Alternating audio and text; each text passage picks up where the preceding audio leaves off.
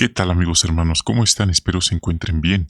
En el video del día de hoy estaremos considerando información de nuestra vida y ministerio cristianos del 8 al 14 de julio. Sean bienvenidos y ahora comenzamos. Para esta semana tenemos la lectura semanal de las Escrituras, corresponde a Salmo 60 al 62 y transmite la idea general de Dios es nuestro refugio. Se destaca qué hacer para mantenernos en ese refugio y apreciar nuestro lugar con Jehová. No permitir que nada ni nadie nos haga alejarnos o salirnos de este refugio espiritual.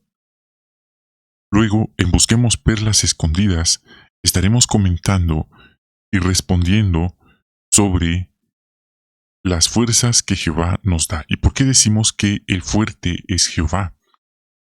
Saltamos a nuestra vida cristiana y estaremos analizando un ejemplo moderno de un matrimonio que no transgredieron, que no desobedecieron, que no le fallaron a Jehová.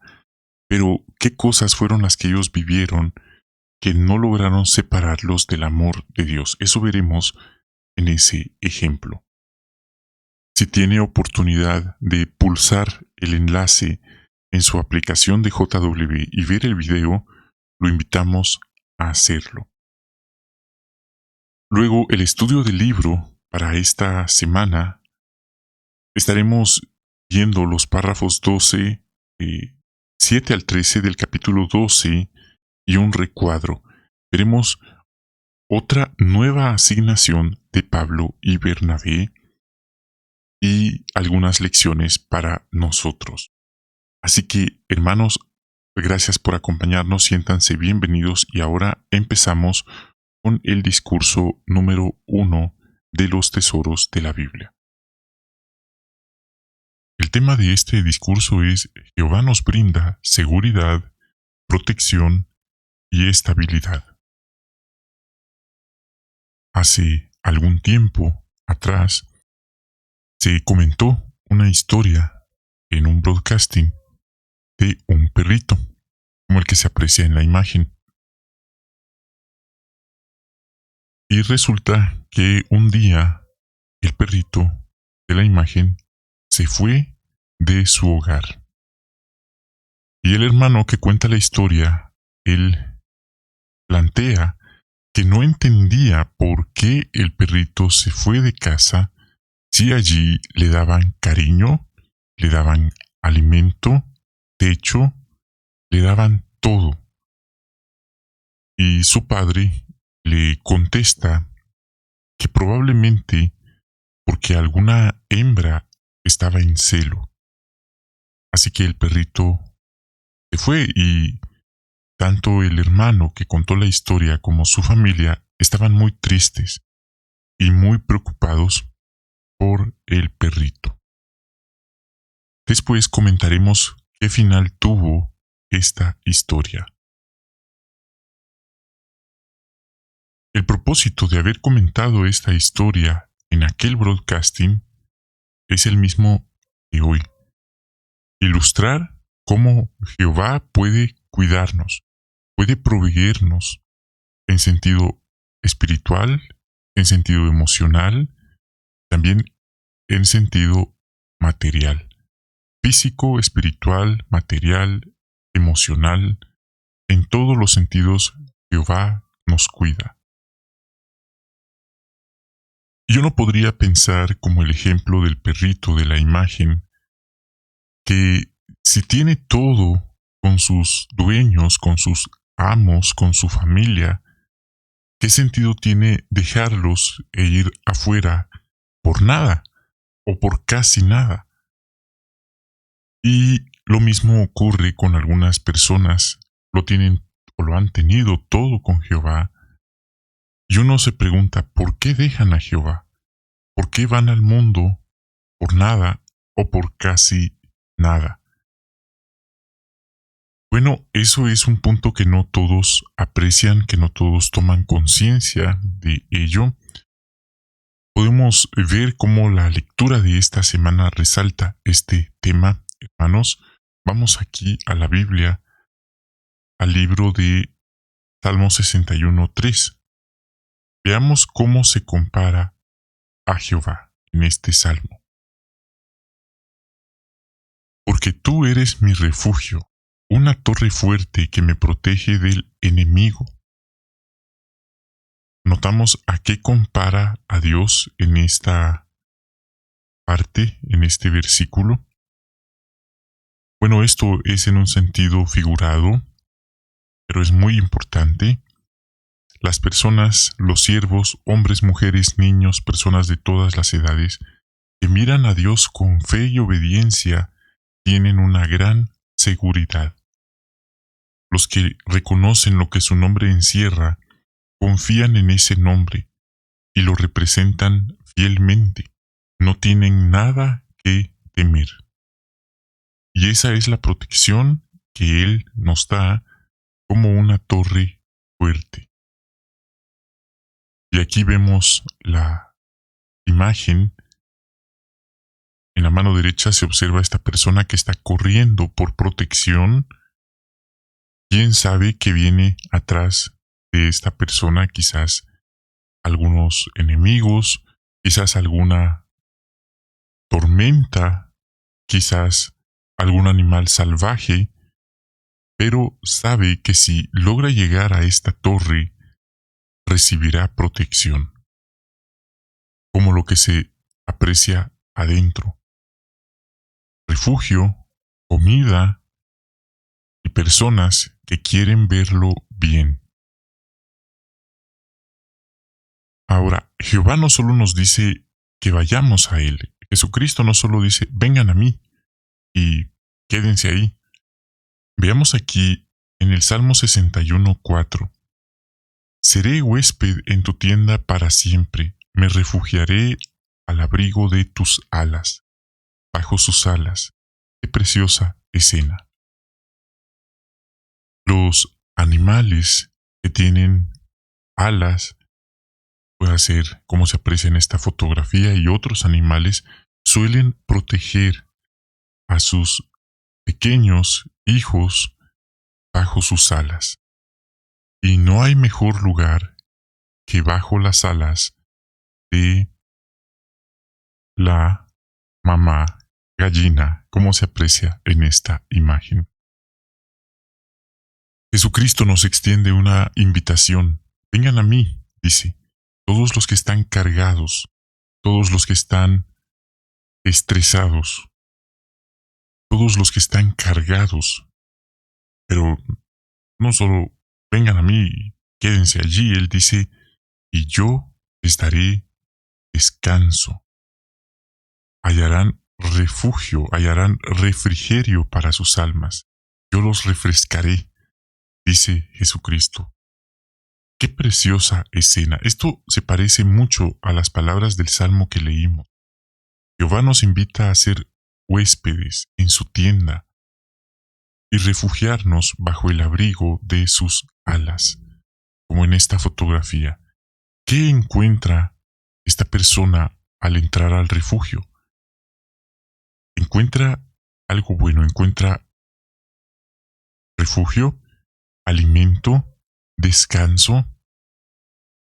A diferencia de esto, hermanos, una vida vacía, una vida alejada de Dios, y es que incluso una persona puede ser muy religiosa y aún así estar alejada de Dios, encuentra todo lo contrario, no encuentra ese refugio, no, por más que intente llenar ese vacío, esa necesidad con dinero, con violencia, con trabajando en su apariencia externa, peleando contra el sistema, no va a lograr nunca llenar ese vacío. Y eso es lo que el mundo y su gobernante ofrecen, con tal que rechacemos a Jehová. Y la Biblia es clara. El gobernante de este mundo tiene nada más 3 objetivos. Y si las personas se lo permiten, él los logrará de cualquier forma posible. ¿Cuáles son? robar, matar y destruir. Y entonces uno pregunta, ¿cuándo era mejor persona el individuo? ¿Cuando servía a Jehová o ahora está lejos de Jehová? La respuesta es más que evidente.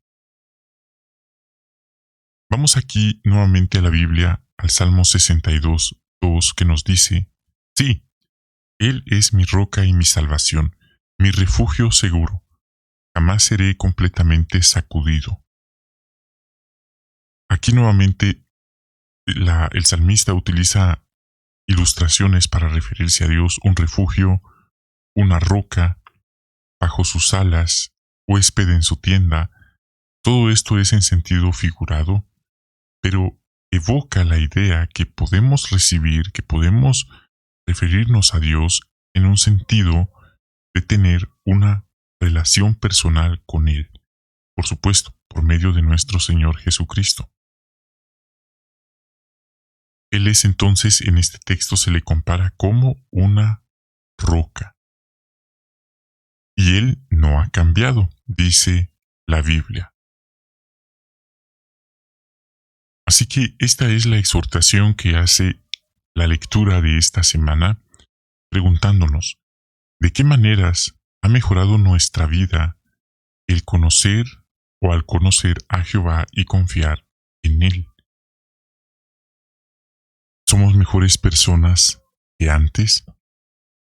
Podemos darnos cuenta cuando una persona empieza a tomar malas decisiones, no solo se afecta a ella misma, afecta también a su familia, a sus amigos, a personas que han querido verla bien, y las consecuencias no se hacen esperar. Ahora, recordamos la historia que habíamos puesto al principio. Dijimos que íbamos a comentar al final qué fue lo que pasó. El perrito de la familia y del hermano se había ido, a pesar de que en casa tenía todo: comida, refugio, techo, cariño, amor. Pero el perrito decidió irse. ¿Por qué? Probablemente, dijo el hermano, porque alguna hembra estaba en celo. Ellos fueron a buscarlo, pero no lo encontraron y se pusieron muy tristes. Al cabo de unos días, el perrito regresó a casa. Y aparentemente ellos estaban felices de verlo, pero cuando lo vieron se pusieron muy tristes. ¿Por qué?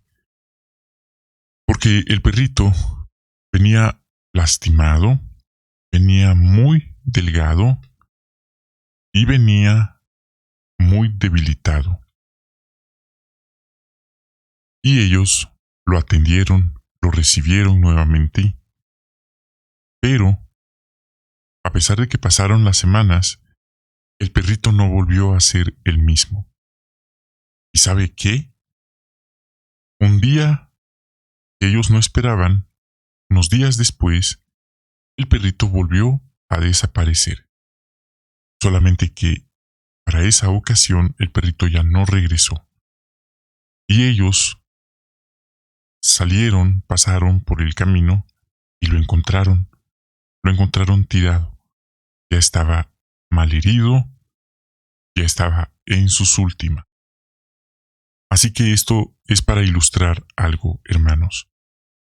Dejar a Jehová, dejar la congregación, dejar a nuestra familia por un celo, como le pasa a algunos animalitos, es algo egoísta. Nosotros, los humanos, creemos que somos más inteligentes que los animales, pero ciertamente muchas veces el ser humano actúa con una falta de inteligencia emocional, con una falta de empatía, con una falta de consideración tan grande que solo le interesa vivir el momento y actúa contra toda la razón. Teniendo con Jehová refugio, amor, cariño, cuidado espiritual, en todo sentido, la persona insiste en dejar a Jehová. Afortunadamente Jehová no nos cierra la puerta. Jehová invita a todo aquel que se haya alejado de Él a regresar a Él, probablemente no va a ser igual que antes, pero la buena noticia es que puede usar la experiencia que vivió para ayudar a otros, para ayudarlos a entender que no se pierden de nada allá afuera en el mundo y pueden ayudar a otros con su ejemplo y con su experiencia. Así que, hermanos, no olvidamos esto. Jehová nos ama, Jehová quiere vernos bien y por eso Él nos invita a seguir caminando bajo sus alas en este camino estrecho. Este es nuestro lugar. No nos perdemos de nada, absolutamente, allá afuera. Así que esta fue la consideración de esta semana. Luego de haber escuchado ese discurso, pasaremos a lo que son las perlas escondidas. Vamos entonces a iniciar con la primera, que está extraída del Salmo 62:11. Estaremos leyendo el Salmo en mención para tener una mejor comprensión de la perla. El texto dice: Dios ha hablado una vez, 2 veces he oído esto, que la fuerza es de Dios. Pregunta: ¿por qué podemos decir que la fuerza es de Dios? Bueno, en primer lugar, porque la Biblia lo dice. En segundo lugar, Dios no tiene que depender de ninguna fuente externa de energía, como sí es el caso de la creación de Dios, incluyendo a nosotros, los seres humanos. Dios es la fuente del poder. La fuerza le pertenece a Él. Bueno, esa sería entonces la respuesta, y una aplicación práctica es: esto nos recuerda que el fuerte es Jehová, y así como Él dio fuerzas a sus siervos en el pasado, también nos dará fuerzas a nosotros en estos tiempos difíciles de manejar. Ahora pasamos a la siguiente pregunta: ¿qué perlas espirituales ha encontrado en la lectura bíblica de esta semana? Vamos entonces a dar inicio con la número 1. Tenemos el Salmo 65, que dice: para que los que tú amas sean rescatados, sálvanos con tu mano derecha y respóndenos. Este texto nos enseña que Jehová salva a sus siervos y que nosotros debemos confiar en que Él proveerá la salida y nos ayudará a aguantar mientras la encontramos. En algunos momentos podríamos sentir que estamos como atravesando nuestro propio desierto, nuestro propio mar rojo, y Jehová puede, y de hecho lo ha hecho, ha abierto el mar, ha enviado provisiones, ayuda en medio de nuestro desierto, y esto es algo que Él ha hecho, que Él nos ha cuidado de maneras que nunca habíamos imaginado. Vamos ahora a número 2. El mismo Salmo nos recuerda las palabras de Jesucristo, que roguemos al Padre en todo momento para que logremos escapar de las cosas que vienen. Así que el único que nos puede salvar es Jehová. Número 3. Salmo 66. El texto dice: Dios en su santidad ha hablado. Esto nos recuerda que Jehová es un Dios santo, y Él espera que sus siervos seamos santos también. Claro, no somos perfectos, pero sí podemos mantenernos limpios en sentido moral, físico y espiritual. Número 4. El Salmo 68 dice: Moab es el recipiente en el que me lavo, sobre Edom arrojaré mi sandalia. Bueno, aquí la expresión arrojar la sandalia podría haber indicado algo malo para Edom, puesto que en el mismo texto a Moab se le llama la vasija en la que él se lava, y actualmente en el Oriente Medio esta expresión arrojar la sandalia es un gesto de desprecio. tiene una connotación negativa. Número 5. Salmo 60:11. Dice el texto: ayúdanos en nuestra angustia, porque la salvación que viene de los humanos no sirve de nada. La Biblia es clara, hermanos, nos enseña que el que salva es Jehová. De hecho, mediante su Hijo Jesucristo, pagó el rescate para salvarnos del pecado y la muerte. 6. El mismo texto nos enseña que la verdadera salvación del alma viene de Jehová, no de ningún otro ser humano o líder humano, ya sea un líder político, un líder religioso. Muchas personas ponen su esperanza en sus líderes humanos, en sus líderes políticos, en sus líderes religiosos, que han destacado, pero tal proceder es engañoso, pues la salvación viene nada más del Dios verdadero. 7. El Salmo 61:1 dice: oh Dios, oye mis gritos de auxilio, presta atención a mi oración. Este salmo nos hace pensar en lo importante que, cuando oremos, expresemos a Dios nuestra confianza en que Él escucha nuestras oraciones y que confiamos en que Él nos ayudará. A lo mejor, y se lo podemos decir, no sabemos cómo, pero confiamos en que Él nos ayudará. Así que no se trata de decírselo a otras personas, sino decírselo a Dios en oración en privado. 8. El Salmo 61:1 nos enseña que hay momentos en que nos sentimos desesperados y débiles. El Salmo 61:2 específicamente dice el Salmo: cuando mi corazón esté desesperado, te pediré ayuda a gritos. Así que cuando estemos o nos sintamos desesperados, nos sintamos débiles, en tales situaciones es importante aferrarnos a Jehová en vez de alejarnos de Él. 9. El Salmo 61:8 dice el texto: entonces le cantaré alabanzas a tu nombre para siempre, cumpliendo mis votos día tras día. Esto nos ayuda a ver que David quería alabar a Jehová en el antiguo Israel mientras estuviera vivo, y de forma realista nos muestra lo que él hará en el nuevo mundo. En otras palabras, el rey David quería vivir, ya sea en este mundo imperfecto o en el nuevo mundo, para alabar al Dios verdadero. Para algunas personas eso puede sonar aburrido, pero para un verdadero hijo del Altísimo, del Dios verdadero, es su vida. Todo lo que respira alaba a Jah. 10.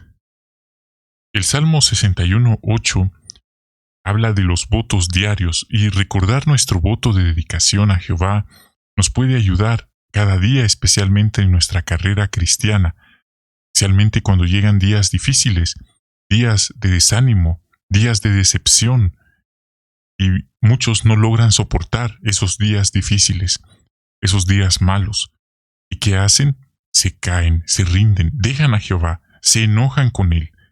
Pero en vez de enojarnos con Jehová, seguiremos fieles a Él en todo momento, recordando, como dice el libro Enseña, capítulo 18, párrafo 24, nuestra dedicación, el voto que hicimos, no es a otro ser humano o a un grupo de personas o a una obra, sino más bien es al Creador del universo, Jehová. 11. El Salmo 61:8 también, hablando de los votos, podemos demostrar que temamos seriamente nuestras promesas, orando a menudo acerca de ellas, quizás todos los días. Esto le indicará a nuestro Padre Celestial que somos sinceros, a la vez que nos servirá de recordatorio constante. Bien, hermanos, esta fue entonces una consideración de las perlas escondidas. Son tan solo 11 comentarios. Sin duda que hay más comentarios, pero estos han sido algunos seleccionados para ayudarnos en la lectura de esta semana. Así que muchas gracias por habernos acompañado. Esperamos que haya sido de edificación esta consideración. Ahora, después de escuchar las perlas, pasemos a nuestra vida cristiana de esta semana. Con el tema número 7. Nada puede separarnos del amor de Dios. Esta sección incluye un video y se responderá una sola pregunta. ¿Qué hizo Jehová para cuidar del hermano Mirenda en tiempos de persecución? He de decir que es una experiencia muy fuerte. Ellos vivieron cosas que no escuchamos con mucha frecuencia. Otras veces escuchamos pruebas de hermanos que sufrieron otro tipo de pruebas que también son importantes, que también duelen. Pero esta experiencia es muy particular por todo lo que ellos vivieron. Y por supuesto, cada hermano que ha vivido experiencias difíciles también son experiencias dolorosas. Pero respondiendo a la pregunta, ¿qué hizo entonces Dios para ayudarlos? Número 1. Específicamente a él y a su esposa los salvó de morir varias veces. Otro comentario. Cuando él fue llevado a prisión, lo asignaron en una celda junto a la sala donde iban eliminando a los demás, y en ese momento Dios le dio paz. En esos momentos tan indeciblemente horribles. Es totalmente insano que alguien esté en un lugar, en una circunstancia como esa, aparentemente, para algunos, por un motivo que no tiene justificación, por su fe, por sus creencias religiosas. Otra cosa, el hermano recordó en esa celda las palabras de Romanos 8, 38 y 39. Ni la muerte, ni esa prueba podría separarlo del amor de Dios. Él no sabe cómo, simplemente llegó el momento en que fue puesto en libertad. Otra cosa, la fe del hermano, y de no solo la de él, la de todos aquellos hermanos que nosotros ni conocimos, fue puesta a prueba por la persecución. No cualquiera logra mantenerse fiel a Jehová ante tales pruebas, ante tal opresión, y ellos guardaban textos bíblicos en su mente y corazón, así como cánticos. Quizás nosotros pensamos, qué mal lo que les tocó vivir, es lamentable, es una pena, eso no debería de ocurrir. Sin embargo, la Biblia dice que muy pronto vendrá también una persecución, no solo contra los testigos de Jehová, sino contra cualquier persona en el planeta que se autodenomine o diga que tiene fe en el Creador y en su Hijo Jesucristo. Hace algunos meses tuvimos ese estudio de la gran tribulación y ahí se habló del marcaje de Apocalipsis. Como ya les he mencionado, muchos hermanos creen que ese es un concepto de los evangélicos y de las demás religiones, que lo han exagerado, pero el estudio mostró que no era como se había entendido antes, que antes se pensaba que esa marca era nada más el saludo a la bandera, la neutralidad política y los cumpleaños y cosas así, y que eso ya no tenía mayor relevancia, pero hace algunos meses se nos dijo que no, que sí no era así, que sí, esa profecía se cumplirá, no se ha cumplido, y se cumplirá en la gran tribulación. Para tener una idea, puede leer el capítulo 13 de Apocalipsis. No está de más decir, hermanos, que allí dice que ahí se pondrá a prueba el aguante. Ahí se verá realmente quién es quién. Hoy cualquiera puede decir que ama a Dios, que le sirve a Dios, que esto, que lo otro. Pero cuando se pone a prueba, ahí sale a colación quién realmente es quién. Así que esta fue la consideración de esta semana. Muchísimas gracias por acompañarnos. Deseamos que tengan un magnífico día y esperamos encontrarnos muy pronto con una nueva transmisión. A continuación, tendremos el estudio del libro y con esto concluimos la transmisión de esta semana. Para esta semana tenemos el capítulo 12, párrafos 7 al 13 y el recuadro de la página 97. Empezamos con el párrafo 7, pregunta A. ¿Qué efecto tienen las buenas noticias en las personas? Lo lógico sería pensar que como es un buen mensaje de buenas noticias, valga la redundancia, lo lógico sería pensar que sería bien recibido. Pero, al igual que en el primer siglo, hoy algunas personas simpatizan con el mensaje que les llevamos. Es decir, les cae bien o les gusta, les agrada el mensaje. Pero otras personas no. Más bien se enojan, se encolerizan cuando nos ven que estamos predicando el reino. Otro comentario. Basándonos en las palabras de Mateo 10:34 al 36, a unas personas Jesucristo y el mensaje del reino las unen y a otras las dividen. Él dijo, no piensen que vine a poner paz sobre la tierra. Habrá división, paz en las casas de muchas personas y en algunas otras la espada. Y si a esto le sumamos la desinformación o la información que se esparce en los medios de comunicación, esto puede crear un tipo de prejuicio y estereotipo en las personas. Parte B. Si algún familiar se opone a que usted le obedezca a Jehová, ¿qué debería recordar? Primero, recordamos que muchas veces lo hacen porque ellos creen los rumores o las noticias que escuchan sobre nuestra religión.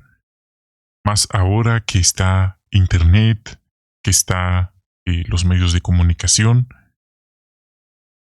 Otro comentario. No es que nosotros tengamos que ponernos a pelear con cada persona que dice algo negativo de nuestra organización o de nuestra religión. Más bien recordamos que es con nuestra buena conducta de nosotros que podemos ayudar a cambiar esa mentalidad o ese prejuicio. Ellos, nuestros familiares o amigos, etcétera, etcétera, podrían darse cuenta de que esos comentarios son falsos porque nosotros no lo estamos haciendo. Lo falso que nos acusan, nuestra conducta lo desmiente. Y con el tiempo, ellos podrían cambiar de actitud hacia nuestra religión e incluso unirse a nuestra religión. Podría ser, pero recuerde, esto no es debido a que los vamos a demandar, debido a que vamos a ir a pelear en un tribunal por desmentir mentiras maliciosas. No, más bien es con nuestra buena conducta. Como dice 1 de Pedro 2:12 y 3:1 al 2. Una conducta ejemplar entre las naciones para que cuando nos acusen, ellos serán testigos de nuestras buenas obras y den gloria a Dios. Él no les dice aquí vayan y demándenlos. Él dice su buena conducta, sigan manteniendo su buena conducta. Eso dice el texto. 3:1 y 2, ahí habla a las esposas cuyos esposos no son creyentes. Dice, sean ganados sin una palabra gracias a la conducta de sus esposas. Así que lo hemos dicho en otros videos, la predicación de puerta en puerta o con los exhibidores se está realizando, pero otra forma de predicar muy efectiva es con nuestra buena conducta, en donde quiera que estemos. Párrafo 8. ¿Por qué se fueron Pablo y Bernabé de Iconio y qué aprendemos de lo que hicieron?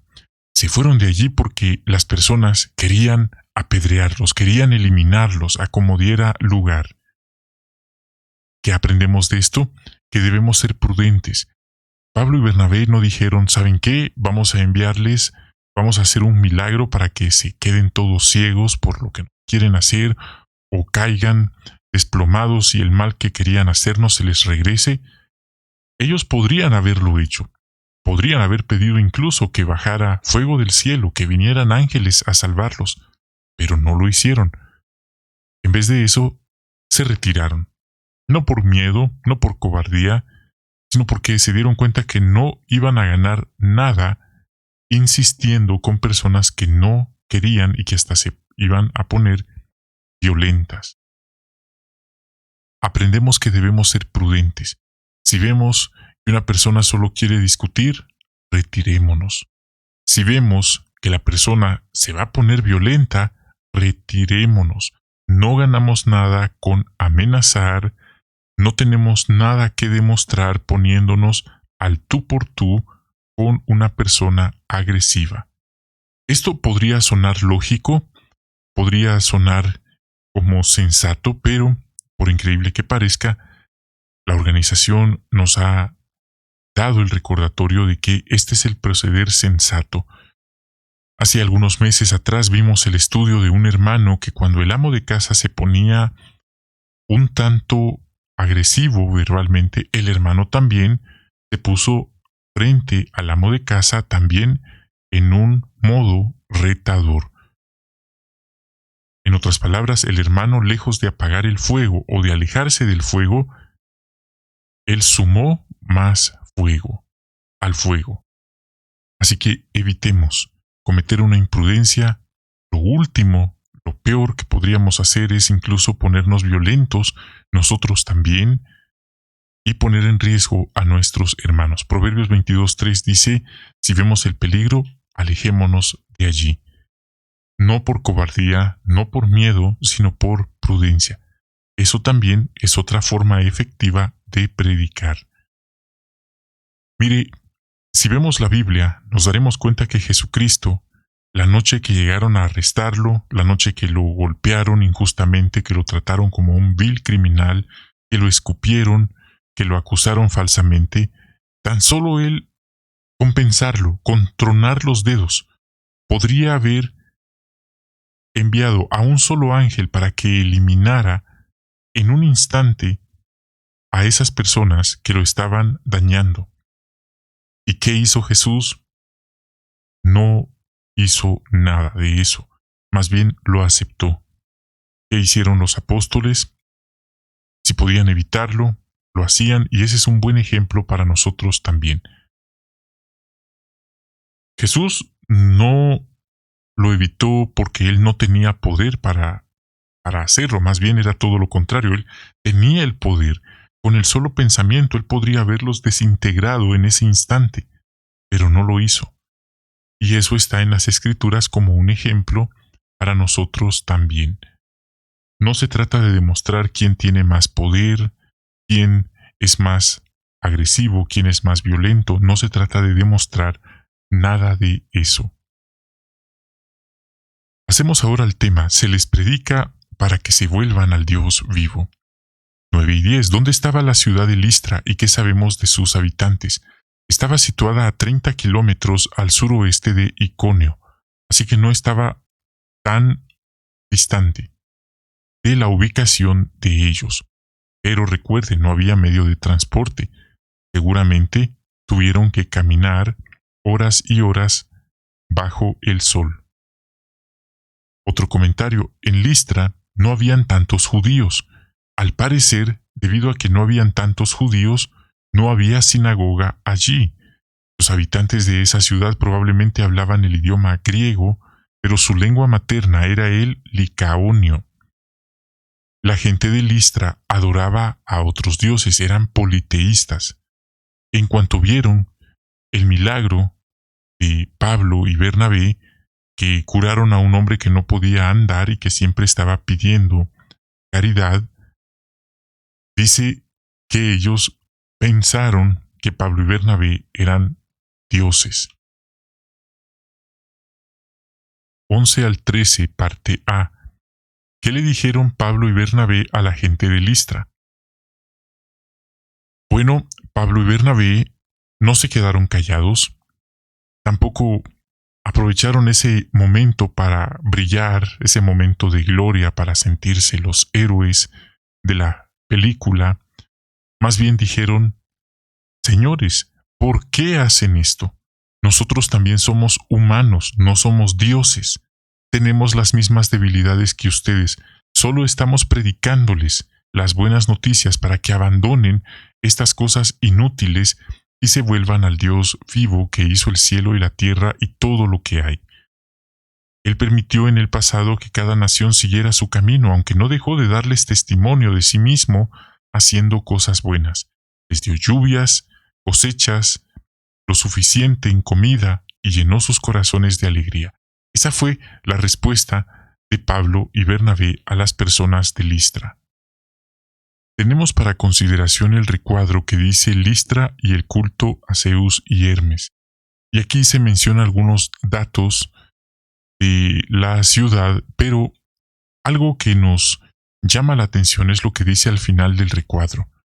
¿Por qué, dijeron ellos, se les ocurrió que Pablo y Bernabé eran dioses encarnados o reencarnados? ¿Por qué? Esto no pasa todo el tiempo, tiene que haber una explicación, y aquí se cuenta una leyenda interesante que dice que un día Júpiter y Mercurio, los dioses romanos equivalentes a Zeus y Hermes, visitaron el montañoso país de Frigia disfrazados de humanos mortales. ¿Y qué estaban haciendo? Pidiendo que les dieran hospedaje. Todo el mundo los rechazó, excepto una pareja de ancianos llamados Filemón y Baucis. Y dice que estas personas los recibieron en su humilde chocita. Por eso, según la leyenda, aquellos dos dioses transformaron aquella chocita humilde en un templo de mármol y oro y convirtieron al matrimonio en sus sacerdotes. Y no solo eso, destruyeron las casas de quienes no quisieron hospedarlos.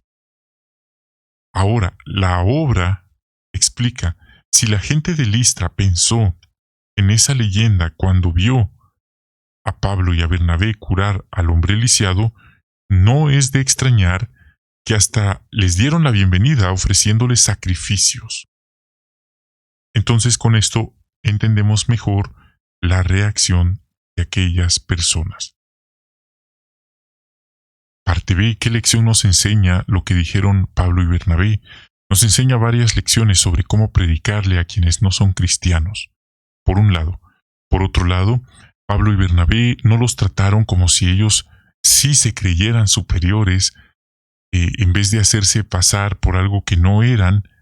Admitieron humildemente que también eran humanos y tenían limitaciones como ellos.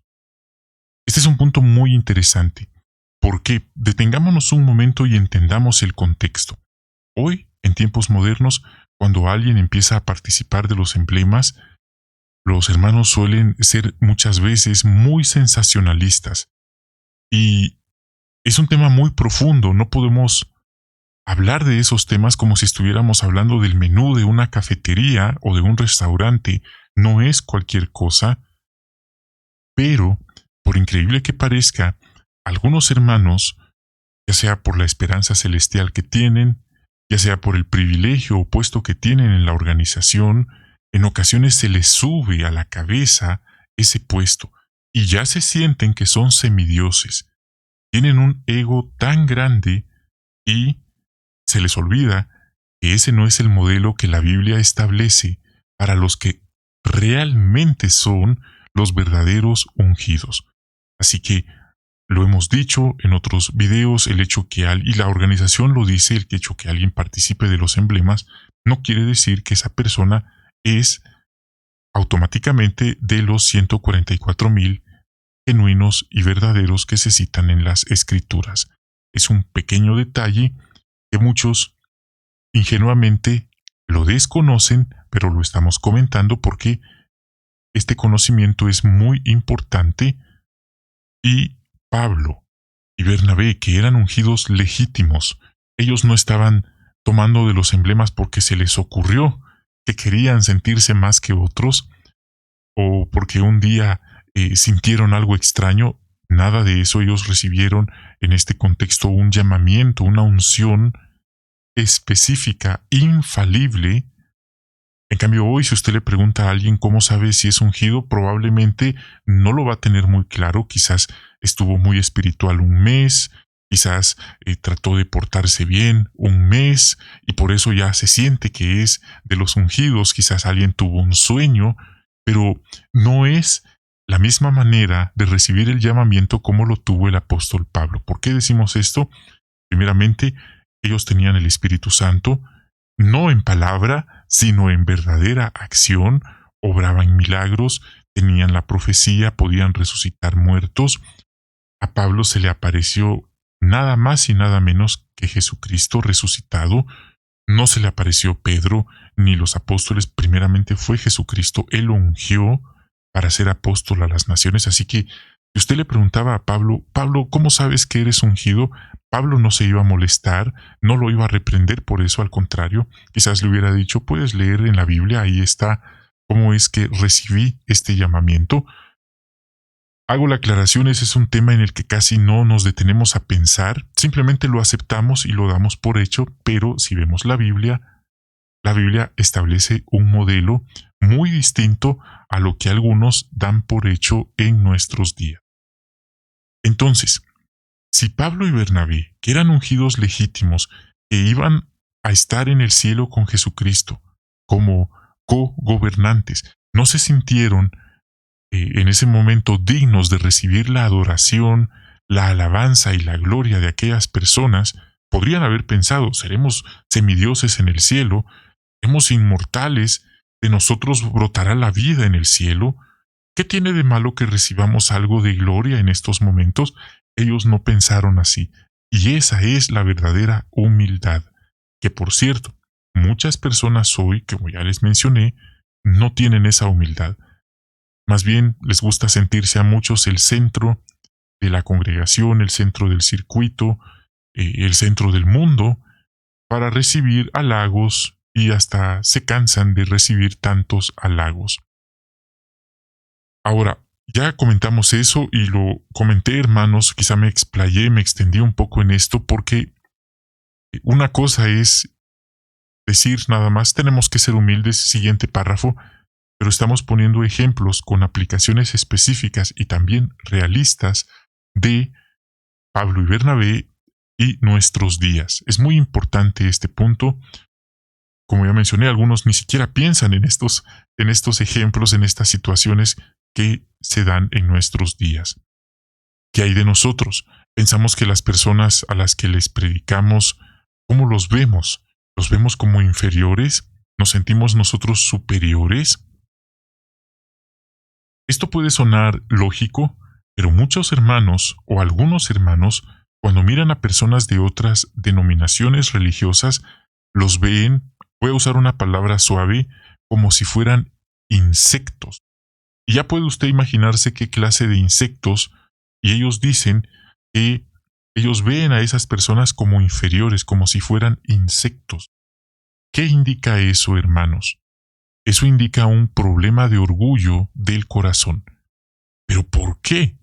Porque ellos dicen que como tenemos la verdad infalible, que por cierto la organización ya dijo que lo que nosotros hoy damos por conocimiento no es infalible, puede cambiar con el paso del tiempo, entonces no está bien sentirnos superiores y ver a los demás como inferiores. Ahí está el consejo, algunos harán caso de él, otros no, les da igual, ya es algo que cada quien dará cuentas a Jehová de cómo hizo con este consejo. Entendemos que somos iguales a las personas que predicamos, seguimos siendo imperfectos, moriremos algún día, tenemos problemas, enfermedades, luchas igual que ellos.